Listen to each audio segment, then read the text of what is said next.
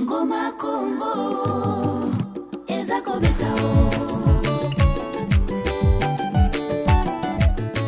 Nous avons eu l'idée par rapport à l'interview, comment réaliser une bonne interview, comment faire un bon reportage, comment tenir un papier, comment aussi recueillir les sons, les traitements, la qualité sonore, le matériel, tout.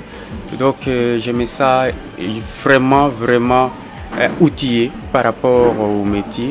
On nous a recommandé pour un journaliste de rendre fidèle les reportages parce que quand vous rendez fidèlement votre reportage, ça vous épargne, n'est-ce pas, de plusieurs aléas dans tout ce que vous faites. Entre autres, la pertinence du conseil de rédaction, parce que c'est là où il faut définir le sujet, préciser l'angle et déterminer même le choix de l'interlocuteur qui va t'orienter ou que tu vas interviewer pour que tu aies une bonne information. On a défini l'angle qui est la porte d'entrée. Quand vous avez l'information, vaut un angle. Il ne faut pas mêler plusieurs angles dans un papier. Je pouvais avoir un Congolais qui parle trop, mais c'est à moi de lui arrêter, de lui remettre sur le rail, lui dire, de me dire directement ce que j'ai besoin, parce qu'on a déjà des problèmes, hein, des gens qui disent que non, les Congolais parlent trop.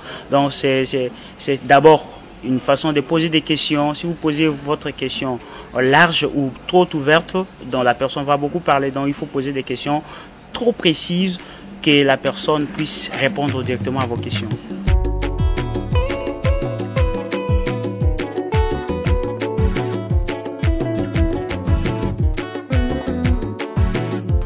J'ai appris au cours de cette formation que la sécurité du journaliste plutôt en zone de conflit est basée sur le travail du journaliste. Il doit bien faire son travail pour qu'il ne soit pas en insécurité. Donc quand il donne ces informations, il doit avoir l'exactitude, l'équilibre, la clarté dans l'information qu'il donne à la communauté. Clarté, le mot qui résume ce que nous avons appris aujourd'hui, parce que c'est vrai que le journaliste qui est en zone de conflit doit être explicitement clair dans ses propos afin que son message passe clairement, parce que l'ambiguïté dans le message peut l'amener à être mal à l'aise. Dans de différentes radios, certaines méthodes n'étaient même pas appliquées, surtout les coupages et autres qui sont extrêmement exclus, surtout dans la Fondation Hirondelle.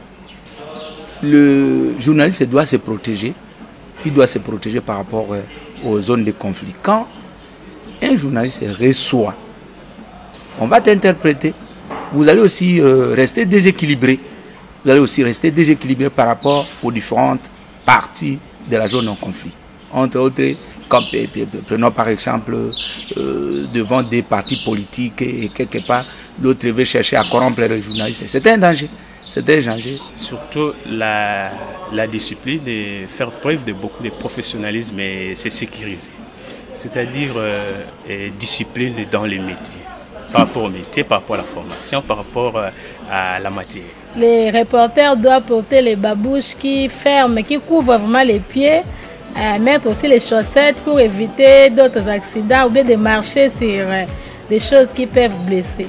Par mes gardes, je marchais sur les morceaux de bouteilles et cela fait que je puisse me blesser vraiment profondément.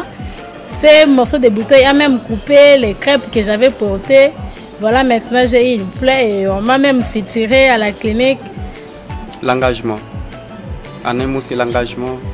Parce que tout ce que je vais faire, c'est sur base de l'engagement que je vais respecter pour aller de l'avant.